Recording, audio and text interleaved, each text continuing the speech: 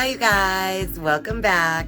And of course, if you're new to this channel, welcome. My name is Tracy, and in this video, I'm going to tell you about the lady in the lake at Lake Ronkonkoma. So stay tuned.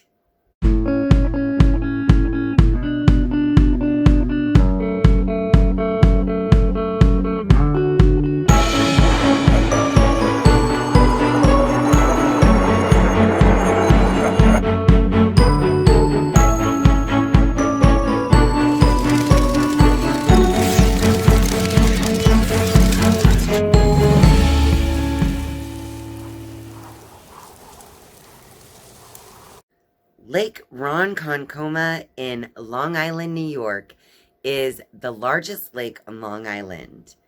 Now, this lake is also said to be bottomless because even since way back with the Native Americans, they believed that it was bottomless because anyone who had drowned or anything lost would simply disappear in its depths.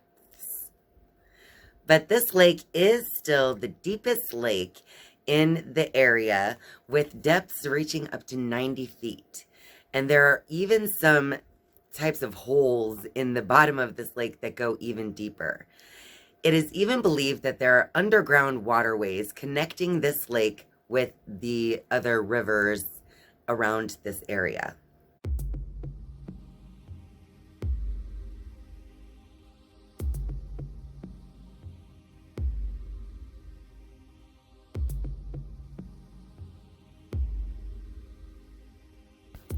The legend of the Lady of the Lake is known as Princess Ronkonkoma. Her name is said to be Tuskawanta, and she was an Indian princess who died at the lake in the mid-1600s. And so a version of her story is that she was walking across the ice one winter when she met and fell in love with an English woodcutter named Hugh Birdsall, who lived across the lake. However, her father, who's the chief of the Setauket tribe, actually forbade their relationship. So every day for 7 years, she would write letters on pieces of bark, row to the middle of the lake, and float the letters across the lake to Hugh. Then, after all those years of being kept apart from her love, she rowed to the middle of the lake and stabbed herself to death. There are some variations to the story, such as that the princess drowned herself after learning about her lover's death. But it is said, too, that Hugh Birdsall was a real person and that he actually moved back to England and got married there. So, in any case, the story goes that Tuskawanta, or Princess Ronkonkoma, must come back each year and claim the life of a boy to either avenge her lover's death or to try to find herself a soulmate in death. And the statistics back up this curse, with many of the recorded drownings on the lake being of young males. And it's also very strange because Lake Ronkonkoma actually rises and falls in what seems to be a cycle of 7 years. And so it is believed that it was the tears of the princess who caused this lake to rise. Now, the legend says that the spirit of Tuskawanta actually comes back each year and claims a male victim to drowning as a sacrifice to, I guess, her lost love, or maybe as some type of revenge for her lost love. But Tuskawanta has it out. She requires 1 male sacrifice per year.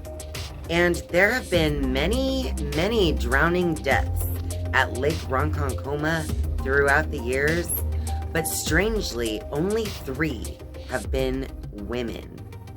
As I was researching for this story and just looking for some real life experiences at Lake Ronkonkoma, I came across an ex-lifeguard by the name of David Igneri, and he actually had a part in an article from the New York Post where he gives a pretty creepy account of his experience with the lake.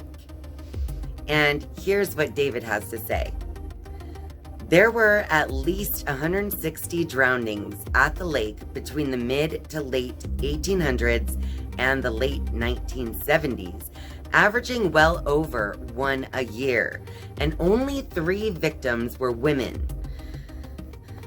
And he was actually citing his own research there, by the way, just FYI. It says here, Igneri, who has a doctorate in colonial American history, said that in the 34 years he helped guard the lake's beaches starting in the 1960s, there were 30 drownings alone, all male victims.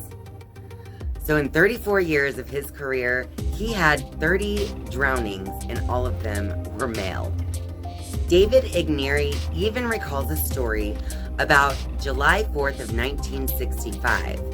He was a lifeguard on a beach at Lake Ronkonkoma that year, and in the month leading up to that holiday weekend, he actually had the same dream for 7 nights in a row. And in the dream, he was diving down way, way deep in the lake. And he begins to panic, and he looks up, and he begins to follow the bubbles to the surface of the water. And just as he breaks the surface of the lake, he sees fireworks in the sky. And so he had this dream for 7 days, and it started to make him feel a little uneasy about the 4th of July coming up. And so he asked the city if he could get extra lifeguards to come in for that particular holiday. And of course, they did allow him to bring in some extra lifeguards as well. Now, when July 4th of 1965 actually came, it was a beautiful day, and everyone was enjoying their time. Of course, the lake was busy, as it would be on a summer holiday. But then there was a commotion, and that's when David knew what was happening. Someone was starting to drown in the lake, and it was a 15-year-old boy. So of course, he goes in to save him, and as he's coming up out of the water, as soon as he breaks the surface, he sees the fireworks. And so after the boy was taken out of the lake, they decided to shut the lake down. There was going to be no more swimming in Lake Ronkonkoma that day. And then David Igneri said, as the days went by, I said, you know something?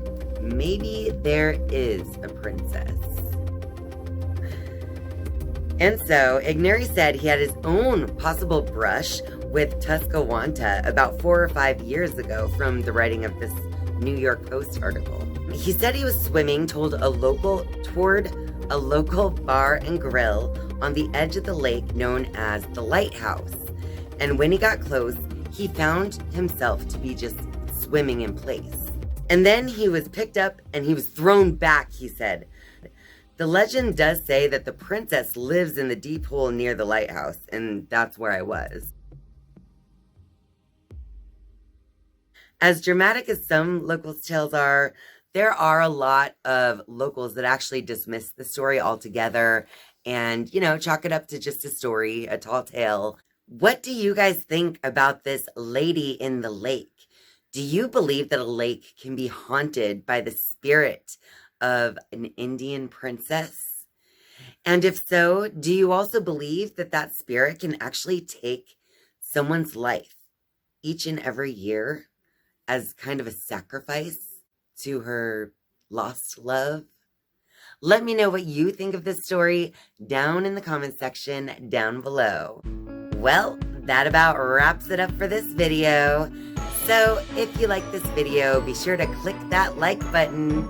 And of course, if you're a viewer but not yet a subscriber, I would love for you to click subscribe today. It's right under this video. And once you have clicked subscribe, you can then click the bell to receive notification each and every time that I upload a new video. Thank you guys so much for watching and spending your time with me. I love you, and I'll see you next time. Bye.